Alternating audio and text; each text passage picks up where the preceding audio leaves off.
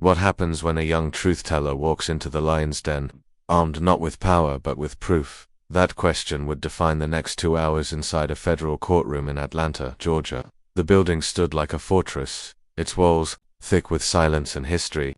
But today, justice would not be whispered, it would be demanded. Inside courtroom for B of the Federal District Court for Northern Georgia. The air was heavy with tension, not from heat but from something else: expectation, unease, and a sense that something big was about to break. The room was full of activists in the back, legal observers, a few journalists pretending to be interns, and a clerk who kept glancing at the door as if she knew a storm was about to walk through it. At the center of it all sat Judge Harold Whitman, a man whose black robe seemed to cling tighter than usual around his broad shoulders. Known for his stern demeanor and fierce opposition to anything remotely connected to Donald Trump, Whitman had built a reputation over decades. To his critics, he was the last firewall for the liberal elite. To his defenders, he was the law incarnate. But one thing was certain: he was not a man who liked being challenged. Today's case was supposed to be routine. On the docket, a hearing on financial misconduct involving a Christian nonprofit called the Citizens of Hope Foundation, an organization known for community outreach, pro-life advocacy, and its vocal support for conservative values. The accusation: financial fraud and tax misreporting. The evidence, according to the prosecution, was vague. But for Judge Whitman, the decision seemed already made. No delays, no dramatics. He muttered to his bailiff as the door swung open. That's when Karoline Leavitt walked in, young, confident, focused, wearing a navy blue blazer, her signature cross necklace, and carrying a thick black folder under her arm. She didn't enter like a political spokesperson. She entered like a soldier stepping onto hostile ground. People turned, some whispered, others raised phones discreetly. She didn't flinch. She nodded to the court staff and made her way to the witness table. Her eyes scanned the room not in fear but in calculation. Her presence felt out of place in the rigid solemnity of federal court, and yet, somehow, it fit. She wasn't here to blend in. She was here to break something open. Whitman didn't look up at first. He tapped his pen against the gavel with audible impatience. "Let the record show that Miss Leavitt has arrived," the clerk announced, almost apologetically. Whitman finally glanced up, his jaw tightened, his eyes narrowed, and then came the sneer. "Oh, how special," he said aloud, not bothering to hide the sarcasm. "Tell her this isn't the White House. Her title means nothing here." A quiet gasp rippled through the room, but Karoline just raised an eyebrow. She didn't say a word, not yet.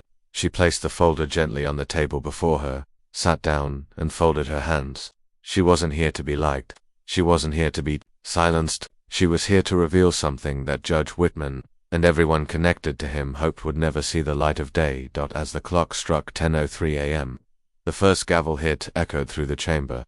"Let's proceed," Whitman barked. But, deep down, he already felt it.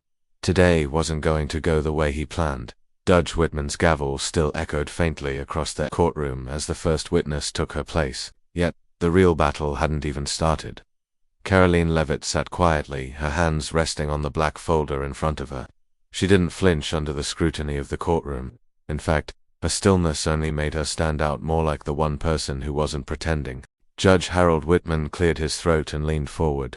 "Let's get something straight before we begin," he said, his voice sharp, hollow, and loaded. "This is my courtroom. I don't care who you work for or what viral clip you starred in last week. You don't run this show. I do." Karoline didn't blink. Whitman narrowed his eyes. "You Gen Z activists think you can just stroll in here and spout talking points like it's TikTok Live," he said, his tone mocking. "This isn't a press briefing. This isn't cable news. This is federal court. You're not special, Miss Leavitt. You're just another political puppet with a folder full of fiction." A quiet murmur rolled through the courtroom. In the back row, a man in a flannel suit leaned to his neighbor and whispered, "This guy's really going for it." But Karoline remained calm. She stood slowly, deliberately, and looked Judge Whitman square in the eye. "With all due respect, Your Honor," she said, her voice clear, "the law is not your personal weapon. Injustice isn't supposed to bow to your political opinions." The room froze. Whitman's jaw tensed. He leaned back in his chair for a moment, silent, as if stunned by the nerve. Then he lurched forward. "You dare lecture me in my courtroom?" he spat, now fully animated. "You think waving around a title and a Twitter following gives you authority here?" "No, sir," Karoline replied evenly. "I came here with facts, not followers." Whitman's face turned a deeper shade of red. Watch your tone, Miss Leavitt. I'm watching yours, she said calmly, not backing down. That was the moment everything changed. The room didn't just go quiet, it shifted. You could feel it, like the crowd had realized this wasn't just another court hearing. This was a standoff. Sit down, Whitman barked, or I'll have you removed. Karoline didn't move. If defending truth requires being removed, she replied, then I won't stop you. The clerk sitting near the front visibly tensed, her hands trembling above the notepad. Even the stenographer hesitated for a second, eyes darting between the two figures at the center of the storm.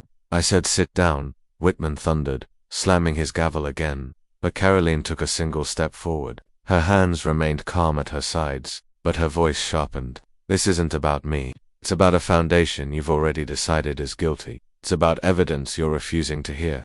It's about the people you're supposed to protect. Whitman shook his head in disbelief. You're out of line. No, Your Honor, she replied. You are. That line didn't just echo, it detonated. Bones quietly tilted upward around the room. Spectators leaned in. Someone in the gallery whispered, "Oh, she's got fire." Judge Whitman pointed at her with a trembling finger. Last warning, he hissed. You speak one more word without permission, and I will hold you in contempt of court. Karoline gave a slight shrug. Then you'll be holding the truth in contempt with me. The gavel slammed again, loud and desperate. Enough. For a moment all you could hear was the hum of the air conditioner and the slow, rhythmic scribble of a pen across the court reporter's pad. Whitman stared at her like she had just pulled the rug out from under years of courtroom dominance. She wasn't screaming, she wasn't grandstanding, she was simply standing still, present, unshaken. You're not a lawyer, he growled. You're not part of the legal team. You are not recognized in this courtroom. I'm recognized by the people who still believe in the law, she replied. The people you've been paid to serve. The ones you're now trying to silence. The room gasped again. Whitman reached for his water, his hand trembling. He sipped but barely swallowed. His eyes darted to the clerk, as if searching for backup. But the young woman only looked down, avoiding eye contact. This wasn't the script he expected. Karoline's next words came like a scalpel. I came here to testify on behalf of citizens. Of hope I carry documents that prove they were audited, cleared, and compliant. I have receipts, I have signatures, and I have recordings, all of which you'll probably try to suppress. Whitman slammed the gavel again, twice this time. This is not a stage for your political agenda. Truth isn't political, Karoline said, her voice not rising, but corruption always is. In the back, someone gasped audibly. A phone flash blinked. Whitman stood abruptly, his face flushed, one hand clinging to the gavel, the other now pointing directly at her. You're playing a dangerous game, young lady. Karoline raised her chin. No, I'm calling one out. And at that moment, for the first time, Judge Harold Whitman didn't look furious. He looked afraid. Silence. That was all that followed Karoline's final words in the previous exchange. No rebuttal, no gavel slam, no shouting, just a federal judge standing stiff behind the bench, trying not to let his shaking hand be seen, and a Gen Z woman staring him down with a calmness that shouldn't have been possible in a room like this. Then, without raising her voice, Karoline placed her hand on the black folder. The sound of the clasp opening echoed across the courtroom like thunder. Since you've questioned my purpose here, she began, let me make it clear. I'm not here to argue. I'm here to submit evidence that this court has willfully ignored. Whitman scoffed, trying to regain his footing. Evidence, he snapped. I've already reviewed the case file. You're wasting everyone's time with conspiracy theories and right-wing propaganda. Karoline flipped open the folder. Let's start with the Barclays transfer, she said, pulling out a printed bank statement. She held it up for the room to see, then walked forward and handed a copy to the clerk, who looked nervously at Whitman before accepting it. The 18th of March, 2024, Karoline continued. A wire transfer of $120,000 was deposited into a Cayman Islands account under the name H. Whitman. The sender, Atlantic Fund Holdings LLC, gasps. Cameras clicked. The court photographer's hand visibly trembled as he took the shot. Whitman's nostrils flared. That's fabricated. Karoline didn't flinch. It includes your routing number, sir, and your signature on the account. If you'd like to deny it under oath, feel free. She pulled out the second document. This one might be harder to dispute. The paper shook slightly in her hand, not from fear, but from the weight of what it represented. The 5th of April, 2024. Internal email from your courthouse account to a known Atlantic Fund contact. Quote, citizens has been handled per expectations. Payment received. Awaiting further instructions. The courtroom erupted in gasps. A woman in the gallery covered her mouth. Whitman's face turned pale, then flushed. "That's a lie," he barked, slamming the gavel down. "This is contempt. That email is stolen property. This is transparency," Karoline said, meeting his rage with steady resolve. "Something your bench has lacked for a long time.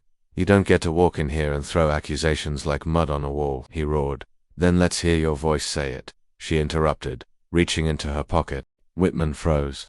From the depths of her coat, Karoline produced a small audio recorder. She held it up slowly, deliberately, and clicked play. The voice that emerged from the device was unmistakable. It was his. "Scrub all the citizens' audit files from the docket, if anyone asks. Say they were never submitted. I don't want that mess getting into trial." The court exploded in whispers. Reporters raised their phones. Someone in the back let out a stunned, "Oh my God." Judge Whitman gripped the edge of the bench so tightly his knuckles turned white. "That recording is illegal," he bellowed. "I'll have you arrested for wiretapping." "You can't," Karoline said, stopping him mid-sentence, "because in that recording, you admitted to obstruction of justice, and now everyone in this room has heard it." The courtroom fell into stunned silence. Whitman sank back into his chair, his face ashen. Karoline stood tall, her gaze unwavering. The truth had been laid bare, and there was no turning back. A soft, trembling voice rose from the front corner of the courtroom. I can confirm that," it said. All heads turned. It was the court clerk, a young woman named Erin Shaw, no older than 27, who had been silent the entire time. She stood slowly, her eyes wide and glassy, her voice shaking. "He made me do it," she said. "He told me to delete the audit records. He said if I didn't, I'd lose my job. That no one would believe me if I spoke up." Tears slid down her cheeks. "He said he'd ruin me." Whitman spun toward her. "That's not true, Erin, don't you dare." She backed away from the bench. "You lied to everyone to the court and you used me to help cover it up." The room erupted again. People rose from their seats. Reporters whispered into their phones, relaying details to editors. Court staff froze. Even the stenographer had stopped typing. Karoline stepped forward. "This is not just about one nonprofit," she said. "It's about a pattern, a system, an abuse of trust." She held up a third document, an audit log showing record deletions from the court's internal server, time-stamped to the day the email had been sent. "Here's the trail," she said. "Every move made, every file wiped, and it all points back to your login, Your Honor." Whitman's lips trembled. His hands darted for the gavel, but it was no longer a symbol of control. It was a panic button. "Slam, slam, slam," he shouted. "Enough. Sit down. This isn't a courtroom. It's a circus." A voice from the gallery cut through the chaos. "No, sir," someone called out. "This is what justice looks like." Whitman's eyes darted wildly. "This is all fake. It's all been orchestrated by Trump's people. She's just a messenger. I'm just a citizen," he said, though his voice betrayed his fear. Karoline said firmly, "Who came with the truth, and you're terrified of it." He stared at her for a long moment. Then his knees buckled slightly. The man who had once ruled over a courtroom like a king now looked like he didn't even know where he was lost. Exposed. Karoline didn't gloat. She didn't smile. She simply placed the final document on the table, and "We're not done yet." For a moment, Whitman didn't say a word. He just stood there, jaw twitching, shoulders heaving. The color drained from his face. Karoline's final sentence hung in the air like a loaded gun. Then, suddenly, he snapped with a yell that sounded more like a wounded animal than a federal judge. Whitman lunged forward, knocking over the water pitcher on his desk, arms reaching for the folder in front of Karoline. "No one will believe you," he roared, snatching the papers from her hands with both fists. Karoline didn't flinch. With chilling calm, she stepped back and simply said, "The FBI has the originals. That was just the presentation copy." Whitman froze mid. A few sheets had already been torn, fluttering to the floor like feathers, but her words struck him harder than anything else. For the first time in his career, he had lost control, and everyone saw it. A gasp swept through the courtroom. Phones were raised. Cameras clicked. The clerk dropped her pen. The powerful man behind the bench had just physically attacked the evidence. And then Karoline pressed a button on the recorder again. This time, it wasn't just a quote. It was a full conversation. "So, what's the situation with citizens?" Whitman's voice was clear as day. "Handled. I made sure the audit never reached the record," came the reply. "Atlantic said the next transfer will be bigger. Just make sure the media doesn't sniff this one out." Understood, said the other voice. How about the Reed case? Same playbook. Delay, discredit, disappear. The audio played without interruption. People in the room audibly gasped. One woman put a hand to her heart. Another whispered, he just admitted it. Whitman's body swayed slightly. No, he muttered, clutching the desk for balance. That's doctored. Someone's framing me. Karoline stared at him, unshaken, cold, clear. Then why are you panicking? Your Honor. Whitman's breathing grew ragged. His eyes darted across the room. You think this proves anything? He barked. You think people care? They'll forget. They always do. His eyes locked on the door behind the bench's private chambers. And then, in a move that stunned everyone, he turned and ran. He didn't walk. He didn't call for order. He bolted a full sprint toward the back exit, arms flailing, knocking, over a chair. But before he reached the door, 2 court officers stepped in. Sir, you can't leave the courtroom, one said firmly, stepping forward to block his path. Whitman skidded to a stop, breathing hard. His face was soaked with sweat. His robe flapped wildly around him like a cape coming loose from a broken king. Move, he yelled. I'm a federal judge. You answer to me. No, sir, the officer replied. Not anymore. The door behind them creaked open. In stepped a team of 4 federal agents, suits pressed, expressions grim. Leading them was a tall man with a badge clipped to his breast pocket. He held a warrant in one hand. Judge Harold Whitman, he said, his voice booming across the silent room. You are under arrest for obstruction of justice, destruction of federal evidence, and conspiracy to commit fraud. Gasps erupted. Cameras clicked like machine. Guns, a man in the gallery shouted. Arrest him now. Whitman turned to the agents, eyes wild. You can't do this. I have immunity. I'm protected. I have people. The lead agent didn't flinch. Those people won't help you now, sir, he said, signaling to 2 agents who approached. Their handcuffs clicked open with a cold finality. Whitman stumbled backward, nearly tripping over his own robe. Don't touch me. I'm innocent. This is political. It's all her. He pointed straight at Karoline, his finger shaking like a leaf in the wind. She's working for Trump. She forged everything. You're all being played. Karoline didn't respond. She didn't need to. Her silence was louder than any argument. One of the agents grabbed Whitman's arm and gently but firmly turned him around. The cuffs went on. Click, click. The courtroom exploded in noise. Half the room stood and cheered. Others cried. Phones live-streamed the moment. Justice served, someone said under their breath. Another chanted, lock him up. Judge Whitman, who once sat above all, was now standing in cuffs, sweat dripping down his neck, mouth half open as though he was still trying to come up with a line that might undo it all, but nothing came out. The clerk, Erin, still sitting near the bench, sobbed quietly into her hands. One of the agents crouched beside her and whispered something, probably telling her she was safe. Now Karoline stood still at the center of it, all not smiling, not crying, just steady. Whitman turned one last time, his eyes burning into Karoline's face. You think you've won, little girl, he hissed. There'll be others. You can't stop all of us. Karoline tilted her head slightly. Her words came slow and cold. No, Your Honor, I didn't win. She paused. The truth did. The cuffs clanked as they locked around Judge Harold Whitman's wrists. A man once cloaked in power was now escorted down the courtroom aisle, past the very citizens he once silenced. But the true story was just beginning.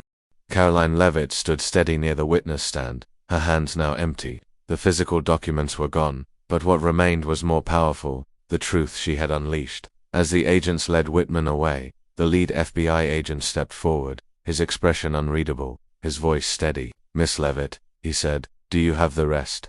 Without a word, Karoline reached into her coat pocket and pulled out a slim USB drive. She handed it to him. This contains all the metadata, she said, calm and composed. Emails, private memos, and internal court server activity logs, everything you'll need to link him to Atlantic Fund, including the shell companies. The agent took it with a nod of recognition. You've done what we couldn't, he said, almost under his breath. You brought daylight to something that was built in shadows. Then he turned to his team. Secure the judge's chambers. Top priority. We need to see what else he was hiding. 2 younger agents hustled past the courtroom benches, disappearing. Down the hallway toward the back office, a buzz began to build among the courtroom audience. Reporters huddled in whispers. Phones remained fixed on Karoline's every move.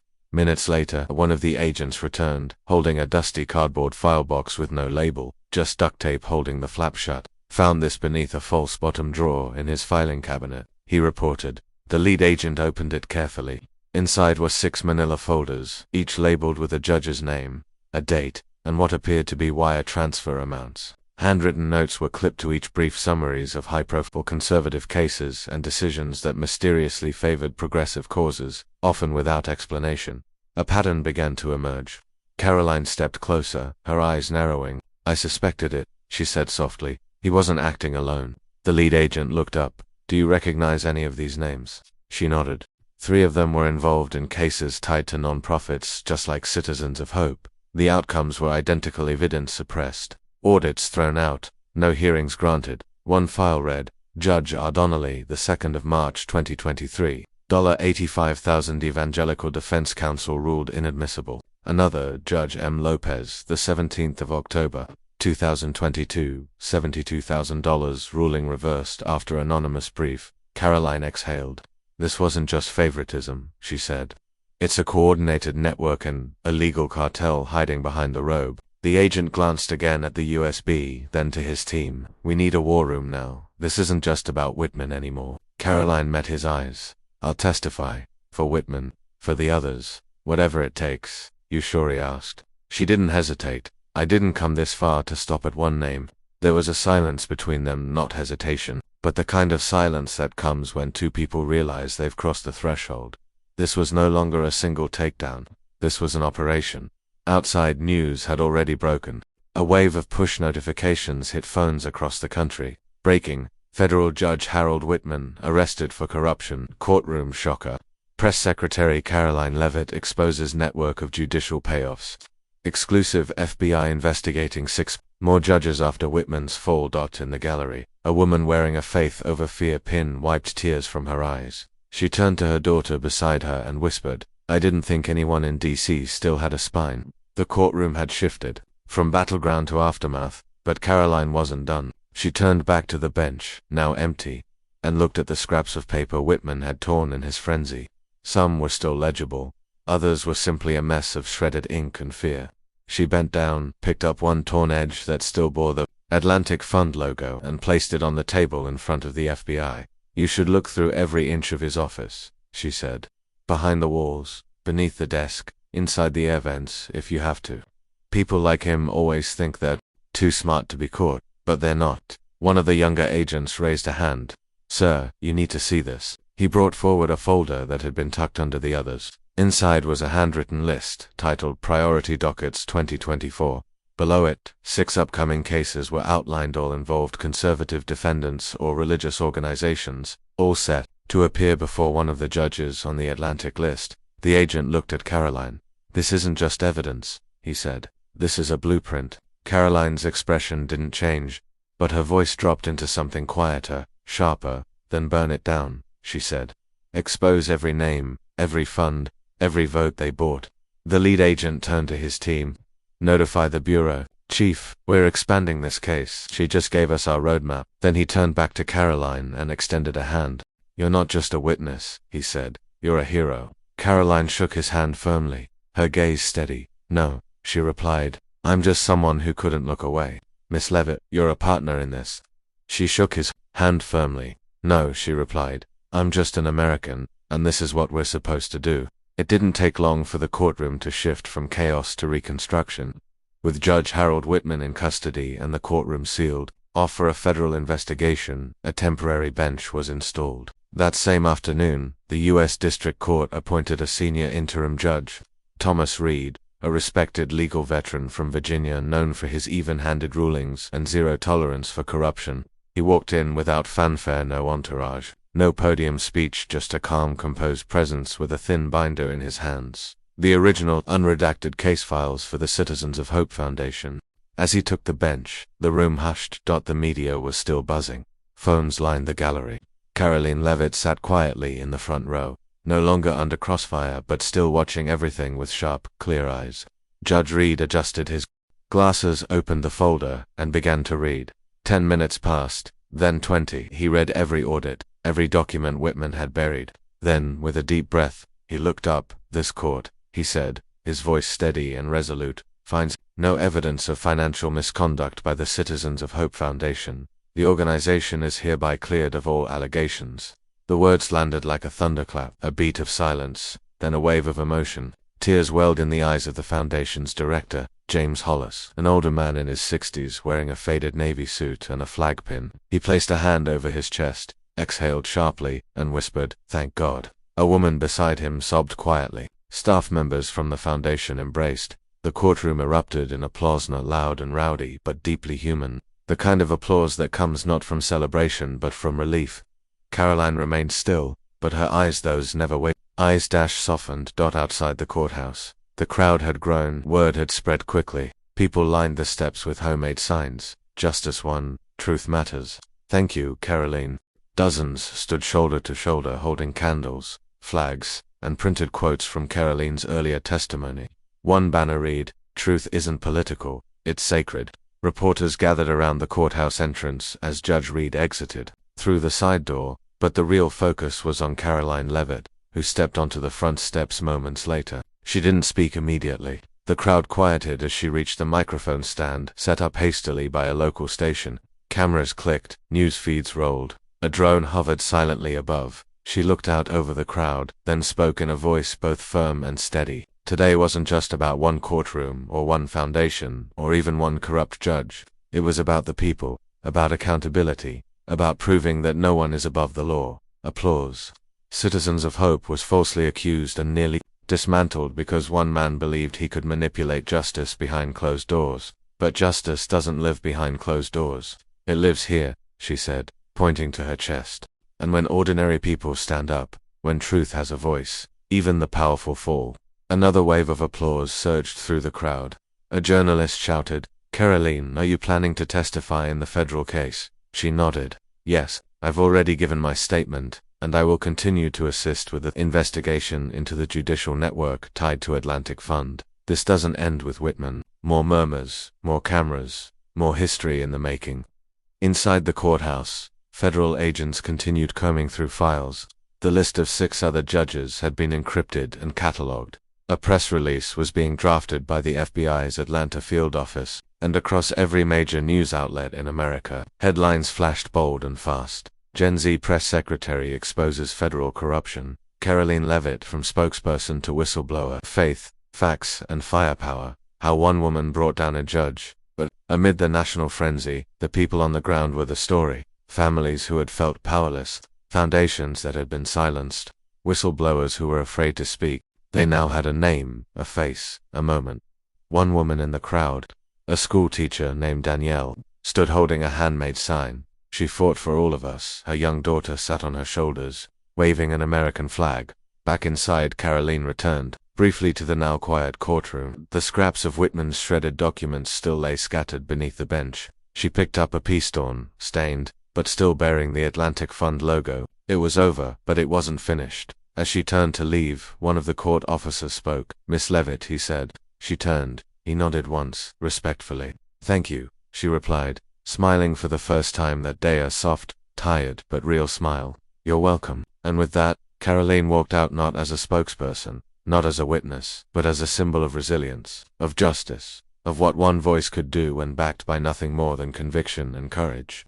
The courthouse behind her had gone still, but Karoline Leavitt's steps were steady. Justice had spoken. The gavel had fallen. But what remained wasn't silence. It was momentum. As the sun set behind the Atlanta skyline, painting the streets golden crimson, Karoline slipped into the back seat of a black SUV waiting by the curb. Her phone buzzed non-stop beside her. News alerts, voice messages, tags, She ignored them all. For the first time that day, she let her shoulders rest. The ride home was quiet. No aides, no cameras, just her, the low hum of the engine, and the echoes of everything that had just happened. They pulled into the driveway of a modest home tucked in a quiet Virginia suburb. Porch lights flickered on as she stepped out. The weight of the folder she no longer carried seemed to lift from her hands, replaced by something even heavier and holier: responsibility. She opened the front door. Inside, warm light poured from the kitchen. Toys lay scattered on the carpet. Somewhere, the soft hum of a lullaby played from a baby monitor. A small voice, a toddler in footy pajamas, rounded the corner, arms outstretched. Karoline dropped to her knees just in time to catch him. She held him tight. "Mummy did the right thing today," she whispered into his ear, her voice shaking. with fear, but with purpose. For you, for all of us. Her husband, Daniel, stood by the doorway, arms folded, eyes damp. A former Marine, he'd always been the one with calm resolve. But tonight, even he was visibly moved. I saw the lives, he said, the moment you stood your ground, the way you stared Whitman down. And Karoline, you changed history. She smiled softly, resting her forehead against his. I didn't plan it, she murmured. But I couldn't walk away either. You didn't just hold a line, he replied. You redrew it. They stood there in silence for a moment, just a family again, untouched by headlines. Later that night, with her son asleep in his crib and the house cloaked in stillness, Karoline sat by the living room window, phone in hand. She opened X, formerly Twitter, stared at the blinking cursor, then typed, Whitman was only the beginning. The system doesn't clean itself. We do, and we're not done yet. #justice is not optional, she hit post. Within minutes the message was shared, quoted, and embedded across every major feed in the country. Supporters, legal experts, and journalists all echoed the same sentiment. The reckoning had begun. Meanwhile, deep inside the federal investigation headquarters in Atlanta, agents pored over the Atlantic Fund files. Screens glowed in a dim command center where names, amounts, and case histories lit up in red. A senior agent circled the last 6 judges listed in Whitman's hidden dossier. He pointed to the screen. Start surveillance quietly. If even half of this is real, we're looking at the biggest judicial corruption network in U.S. history. Another agent nodded. We've already traced 2 new transfers command accounts. Same shell companies. The first agent stared at the web of connections forming on the board. Time to pull the thread. Back in Virginia, Karoline stood at her kitchen sink, watching the breeze rustle the trees outside. The moment felt almost too quiet until Daniel came in and placed a small black folder on the counter. I saved this, he said. Your original notes from the first hearing. Might be worth keeping. She picked it up, flipped through the pages, her own handwriting, underlined quotes, bolded phrases. At the end was a post-it note. It read, if we're not brave enough to say it, we'll never be strong enough to fix it. She closed the folder gently, then looked up at her husband. We're going to finish this, she said, all of it. In a time when truth feels endangered, one woman reminded us that courage isn't about volume, it's about resolve. What do you think? Can one person really spark a change that reaches beyond the courtroom? If this story moved you, made you reflect, or gave you hope, tell us in the comments. Your voice matters here. We'd love to hear where you're watching from and what justice means to you. And if you believe stories like this deserve to be told, don't forget to like, share, and subscribe. Thank you for being part of this journey.